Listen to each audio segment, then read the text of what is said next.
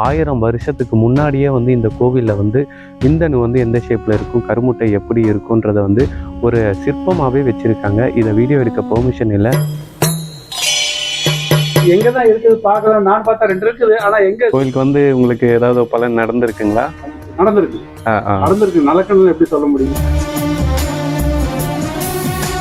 கோவில் வந்து எத்தனை வருஷம் பழமையான கோவில் சாமி இது? தொல்பொருள் ஆராய்ச்சி அவங்களாம் சொல்றது என்னன்னு தாராளமாக இது 1000 ஆண்டு கால கோயிலாக இருக்கு.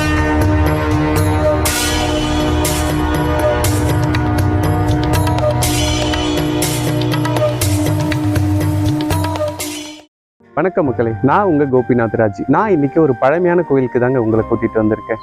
இது எங்கே இருக்குன்னு பார்த்தீங்கன்னாக்கா, கும்மிடிப்பூண்டி பக்கத்துலேயே RMK காலேஜுக்கு ஆப்போசிட்டில் ஒரு 3 கிலோமீட்டரில் அரியதுரைன்னு ஒரு கிராமம் இருக்குங்க. இந்த கிராமத்தில் ஒரு 1000 வருஷம் பழமையான வரமூர்த்தீஸ்வரர் கோயில் இருக்குது. இந்த கோவிலை பற்றி ரொம்ப விரிவாக இந்த ஒரே வீடியோவில் பார்க்கலாம். நீங்கள் அதுக்கு முன்னாடி நம்ம சேனலுக்கு புதுசாக இருந்தால் மறக்காமல் சப்ஸ்கிரைப் பண்ணிக்கோங்க. வாங்க இப்போ வீடியோக்குள்ளே போகலாம்.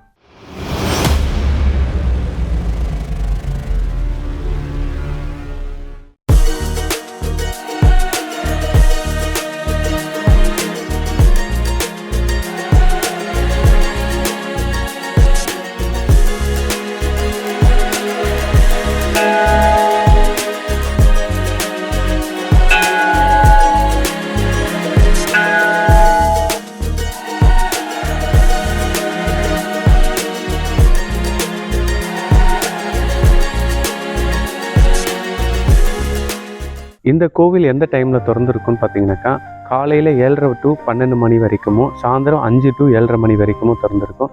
ஆல் 7 days நீங்கள் எப்போ வேணால் வரலாம். வரமூர்த்தீஸ்வரரையும் அம்பாலையும் தரிசனம் பண்ணலாம். ஸ்பெஷல் டேஸ், அதாவது பிரதோஷம், மகா சிவராத்திரி இந்த மாதிரி டைமில் வந்து டைமிங் கொஞ்சம் வேறுபடும். அதாவது சீக்கிரமாக திறந்து லேட்டாக கூட மூடலாம். மற்ற நாட்களில் வந்து நான் சொன்ன டைமில் நீங்கள் எப்போ வேணாலும் வரலாம். இந்த கோவிலுக்கு வரதுக்கான லொக்கேஷன், அட்ரஸ் எல்லாம் டிஸ்கிரிப்ஷனில் கொடுக்குறேன்.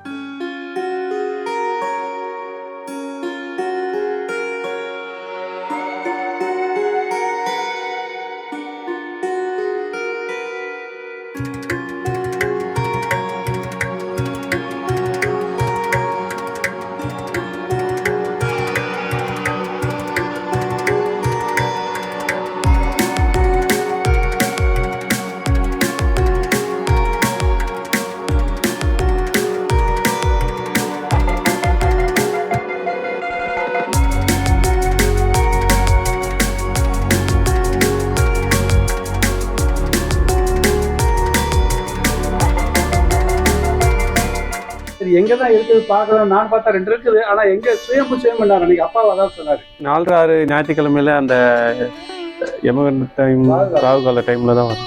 விளக்கு போட்டா ஓகே. விளக்கு போடுறது எப்போ வேணாலும் போடலாம். அந்த டயத்துல எப்படி நம்ம அம்மனுக்கு, துர்க்கை அம்மனுக்கு, ஆமா, அந்த ராகு காலத்துல செவ்வாய்க்கிழமைக்கு ராகு காலத்துல போடுறாங்க இல்லைங்களா? ஆமா. அது போட்டா ஒரு மனசு பெண்களுக்கு ஒரு இது நல்லபடியா மனசு ஒரு இது பண்ணிக்கிறது. நீங்க எவ்வளவு நாளா இந்த கோயிலுக்கு வரீங்க சார்? கோயிலுக்கு வந்து உங்களுக்கு ஏதாவது பலன் நடந்திருக்குங்களா? மனசு நம்பிக்கை தான் சார்.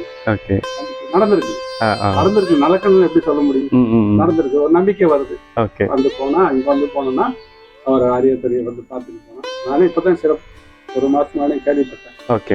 போகணும் சொல்லிட்டு இருக்கான். சரி, நம்ம வந்தது மனசு நிம்மதி அடைக்குது, நினைச்ச காரியம் நடக்குது. நடக்கும். அந்த நம்பிக்கை தான். ஓகே, ரொம்ப சந்தோஷம்.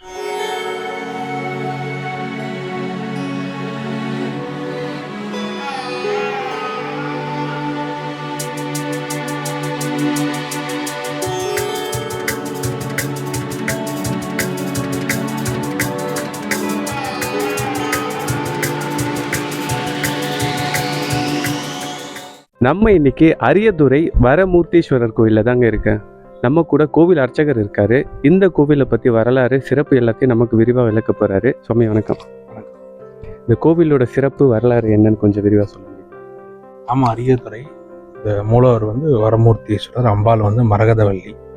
இந்த சுவாமி வந்து ரிஷி பிரதிஷ்டை, ரோம மகரிஷின்ற முனிவர் வந்து பிரம்மா கிட்ட தவம் பண்ண இடம் கேட்குறாரு. நல்ல இடமா வேணும், அமைதியான இடமா வேணும்னு கேட்கும்போது பிரம்மா தர்ப கயிறை பந்து மாதிரி உருட்டி தூக்கி போடுறாரு. இந்த பந்து எந்த இடத்துல விழுது அந்த இடம் சிறந்த இடமா இருக்கும்னு சொல்றாரு. இந்த பந்து இந்த இடத்துல வந்து விழுது, இந்த இடம் சிறந்த இடமா இருக்கும்னு சொல்லி அவர் இந்த இடத்துல ரொம்ப காலம் தவம் பண்ணி இந்த இடம் அவருக்கு பிடிச்சி போய் இந்த இடத்துல ஒரு சிவபெருமான் பிரதிஷ்டை பண்ணணும்னு அவர் கையால் வச்ச லிங்கம் தான் இந்த உள்ள இருக்க மூலவர். உள்ள இருக்க மூலவர் அவர் பிரதிஷ்டை பண்ண மூலவர் ரிஷி பிரதிஷ்டை தான்.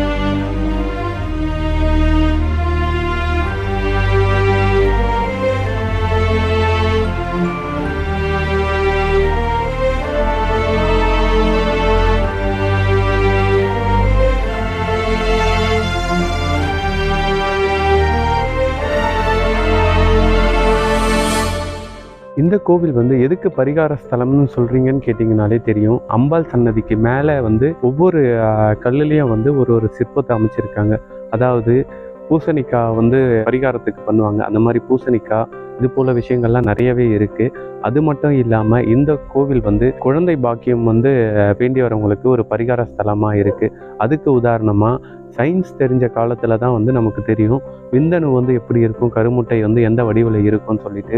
ஆனால் 1000 வருஷத்துக்கு முன்னாடியே வந்து இந்த கோவிலில் வந்து விந்தணு வந்து எந்த ஷேப்பில் இருக்கும், கருமுட்டை எப்படி இருக்குன்றத வந்து ஒரு சிற்பமாகவே வச்சுருக்காங்க. இதை வீடியோ எடுக்க பெர்மிஷன் இல்லை. நீங்கள் இந்த கோவிலுக்கு வந்தீங்கன்னா அம்பாள் சன்னதிக்கு மேலே பார்க்கலாம், அதோட சிற்பமும் இருக்குது. குழந்தை பாக்கியம் வேண்டி வரவங்க கண்டிப்பாக இந்த கோவிலுக்கு வந்து வரமூர்த்தீஸ்வரர்கிட்ட உங்கள் வேண்டுதல் வச்சுக்கோங்க. கண்டிப்பாக மிக விரைவிலே வந்து குழந்தை பிறக்கும்.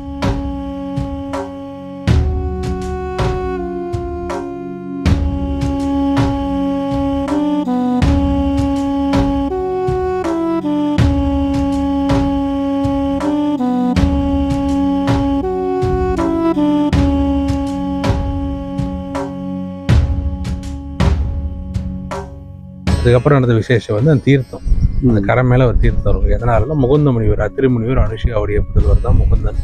அந்த முகுந்தன் வந்து காசிக்கு ஒரு பிரயாணமாக போகும்போது வழியில் எல்லா சிவாலயமும் தரிசனம் பண்ணி போகிறாரு. இந்த சுவாமியை பார்க்க இங்கே வராரு. இந்த சுவாமி வந்து பிரம்மச்சாரி வேடமாக அவர் பார்த்து என்ன எதுன்னு விசாரிக்கிறாரு. விசாரிச்சுட்டு நீ காசிக்கு போக வேண்டிய அவசியம் இல்லை, இந்த ஆறு வந்து பிரம்மாவில் உருவாக்கப்பட்ட ஆறு, இந்த ஆறில் குளிச்சுட்டு இந்த சுவாமியை பார்த்தா காசிக்கு போயிட்டு வந்த பலன் இங்கே கிடைக்கும்னு சொல்கிறாரு. அவர் அதே நம்பிக்கை அந்த ஆறில் குளிச்சுட்டு வரும்போது சுவாமி வந்து காலபைரவர் வடிவில் சுயம்பா காட்சியளிக்கிறார். சுயம்பா மணல் வடிவில் தானாக காட்சியளித்து அந்த தீர்த்தத்தை அந்த கரை மேலே உண்டு பண்ணுறார். சின்ன ஊற்று மாதிரி அந்த தீர்த்தம் கரை மேலே வருது. அந்த தீர்த்தத்தை பார்த்த உடனே காசிக்கு போயிட்டு வந்த பலன் அவருக்கு அங்கேயே கிடைக்கும். அப்போ வந்து தீர்த்தம் வத்தந்து கிடையாது, எவ்வளோ வெய்காலமாக இருந்தாலும் வத்தாது, ஆழமாக இருக்காது. அதனால அவருக்கு எப்படி அந்த தீர்த்தத்தை பார்த்த உடனே காசிக்கு போயிட்டு வந்த பலன் கிடைச்சதோ அந்த மாதிரி நம்மளும் அந்த தீர்த்தம் பார்க்கும்போது நமக்கு காசிக்கு போயிட்டு வந்த பலன் கிடைக்கும் வந்தார். அவ்வளோ அந்த நிகழ்ச்சி நடக்கும்போது அந்த சுவாமி வச்ச ரோம மகரிஷி அந்த நிகழ்ச்சியை பார்க்குறாரு. பார்த்துட்டு முகுந்தன் பொருட்டு கங்கை வந்து அரியத்துறைன்னு, அப்போ தான் அந்த ஊருக்கு அரியத்துறைன்னு பேர் சொல்கிறார். அதனால தான் அந்த ஊருக்கு அரியத்துறை அப்படின்னு.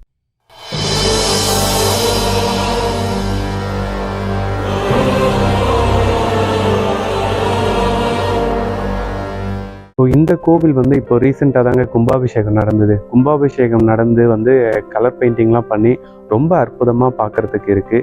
இது எல்லாமே உங்களுக்காக தாங்க. நீங்கள் வந்து இந்த கோவிலை வந்து விசிட் பண்ணுங்கள். பழமையான கோவில் நிறையவே இந்த சுற்று வட்டாரத்தில் இருக்குது. அதுலேயும் முக்கியமாக சிவன் கோயில்கள் வந்து நிறைய இருக்குது. நீங்கள் வந்து பாருங்கள், உங்களுக்கே இந்த கோவிலோட அருமை புரியும்.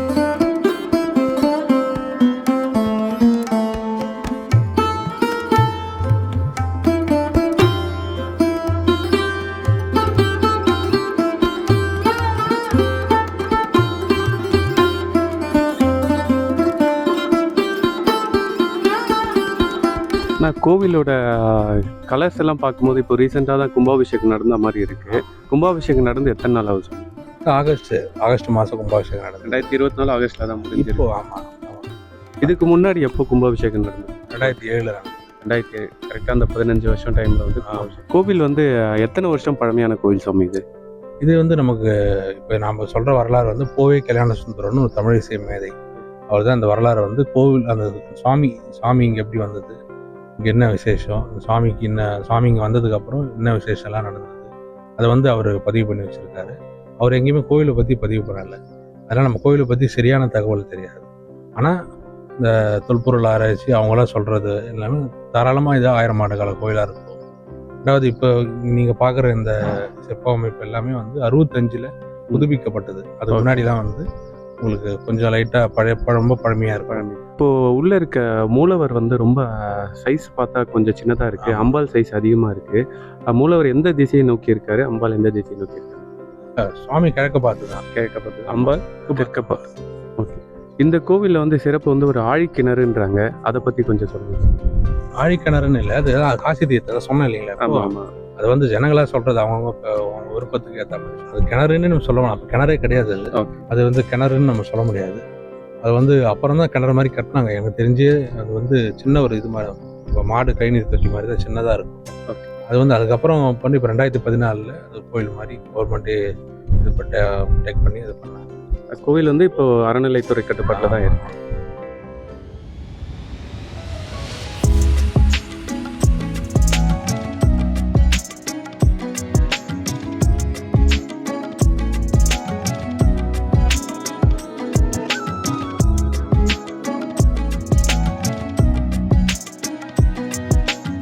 இந்த கோவிலுக்கு வந்து ஒரு 2 மணி நேரமாக வந்து நான் ஷூட் எடுத்துகிட்டு இருக்கேங்க.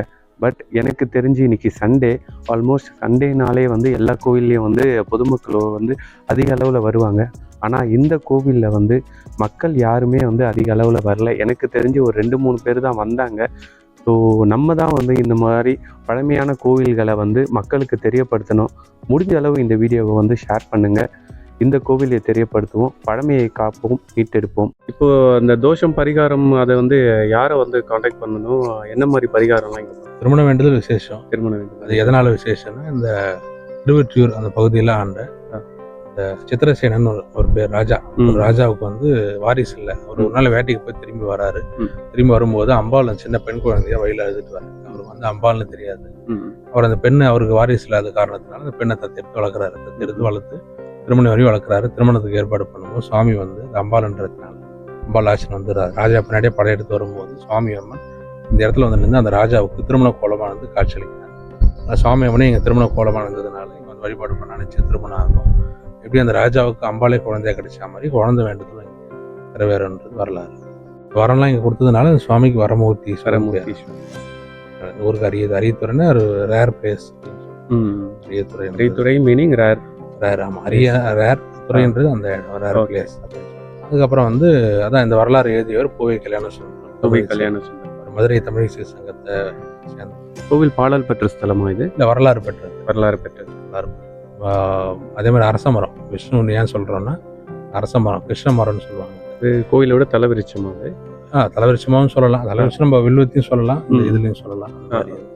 இது எதனால நம்ம அந்த கிருஷ்ண மரம் அப்படின்னு சொல்றோம்னா, இந்த மகாபாரத காலம் இதெல்லாம் முடிஞ்சதுக்கு அப்புறம் பாரிஜாத பூவாக சண்டை வரும். பாமா குரு இப்படி சண்டை வரும்போது கிருஷ்ணருக்கு என்ன பண்றதுன்னு தெரியாது. அந்த பாரிஜாத மரத்துக்கிட்ட நீ கொஞ்ச காலம் பாமா கிட்டி கொஞ்ச காலம் ருக்மன் கிட்டீரன்னு சொல்லும்போது அந்த மரத்துக்கு கோவம் வந்து கஷ்டம் தெரியாமல் சொல்லுவேன். உன்னுடைய காலம் எப்படியே முடியாமல் நீ கொஞ்ச காலம் அரச மரமாக எடுத்துட்டு உன்னுடைய காலம் முடிக்கிட்டோன்னு சொல்லுவேன். இந்த பாரிஜாத்த மரம் வந்து கிருஷ்ணருக்கு சாபம் வரும். இந்த சாபத்தை வந்து நிவர்த்தி பண்ணதாக இங்கே வந்து நிவர்த்தி பண்ணதாக வரலாறு. கிருஷ்ணர் இங்கே 1000 ஆண்டு காலம் அரச மரமாக இருந்து இந்த சாபத்தை வந்து நிவர்த்தி பண்ணதாக வரலாறு இருக்கு. அதனால வந்து அப்போ நிறைய மரங்கள் இருந்தது. அதுக்கு ஆதாரமாக பின்னாடி வரும் அரச மரம் இருக்கும். அதனால அது வந்து எல்லாரும் கிருஷ்ண மரம் அப்படின்னு சொல்லுவாங்க. பிரம்மா காமிச்ச இடம், கிருஷ்ணர் இங்கே மரமாக இருந்தது, சுவாமி இங்கே இருக்காரு. அதனால மும்மூர்த்திகள் சம்மந்தப்பட்ட இடம், தீர்த்தமூர்த்தி ஸ்தலம். அதுவும் இந்த ஒரு ஸ்தலத்துக்கு வந்தால் மும்மூர்த்திகளோட அருளும் கிடைக்கின்றது ஐதீகமாக இருக்கு. ரொம்ப நன்றி சுவாமி. இந்த வீடியோவை இவ்வளோ நேரம் பார்த்ததுக்கு ரொம்ப நன்றிங்க. குருக்கள் சொன்ன விஷயமும் கோவிலையும் பார்த்தபோது உங்களுக்கு நேரடியாக வந்த எக்ஸ்பீரியன்ஸ் கொடுத்துருக்குன்னு நம்புகிறேன். இது போல் வேற ஒரு கோவிலில் உங்களை சந்திக்கிறேன். அது வரைக்கும் உங்களிடமிருந்து விடைபெறுவது உங்கள் கோபிநாத் ராஜி. Bye bye.